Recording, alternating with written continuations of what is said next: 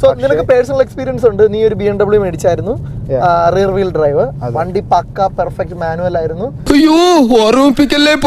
So എല്ലാവിധ driving പ്ലഷറും നിനക്ക് കിട്ടും. പക്ഷേ ഈ ഒരു വിതറിൽ നിനക്ക് ഇത് പുറത്തിറക്കുമ്പോൾ ചിന്തിക്കാൻ പോലും പറ്റില്ല. നമ്മുടെ കനേഡിയൻ വിന്റേഴ്സിൽ നമുക്ക് ഒരിക്കലും റിയർ വീൽ ഡ്രൈവ് ഒരു നല്ല ഓപ്ഷൻ. റിയർ വീൽ ഡ്രൈവ് ഓടിക്കുന്നവരുണ്ട്, ഇല്ലെന്നല്ല. ഷവലിങ് വളരെ കുറവുള്ള സ്ഥലങ്ങൾ അല്ലെങ്കിൽ ഒട്ടും തന്നെ ഇല്ലാത്ത സ്ഥലങ്ങളിലൊക്കെ ചെന്ന് കഴിയുമ്പോഴാണ് ഈ പാട് വരുന്നത്. ഇപ്പോൾ ഈ റഷ്യക്കാരൊക്കെ തന്നെ കുറേ ഡിച്ചി കൂടെ മെഴ്സിഡീസും BMW ഒക്കെ എടുത്തുകൊണ്ട് പോകാൻ നോക്കുന്നത്. വണ്ടി കുറേ സ്ട്രഗിൾ ചെയ്തിട്ടും ഫിഷ് ടെയിൽ അടിച്ചിട്ടൊക്കെയാണ് വണ്ടി കയറി പോകാൻ നോക്കുന്നത്.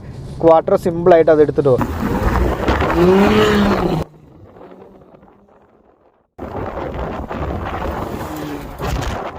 ഈ വണ്ടി നീ ഒരു ഡെയിലി ഡ്രൈവിംഗ് കാറായിട്ട് ചൂസ് ചെയ്യുകയാണെങ്കിൽ എന്തൊക്കെയായിരിക്കും അതിൻ്റെ റീസൺസ്? ഡെയിലി ഡ്രൈവിംഗ് ആണെങ്കിൽ ഓഫ് കോഴ്സ് നമുക്ക് പെർഫോമൻസും അതേപോലെ തന്നെ കംഫർട്ട് ഒരു വലിയ ഫാക്ടറാണ്. പിന്നെ എസ്തെറ്റിക്സ്. ഇപ്പോൾ ഡിസൈൻ വൈസ് എനിക്ക്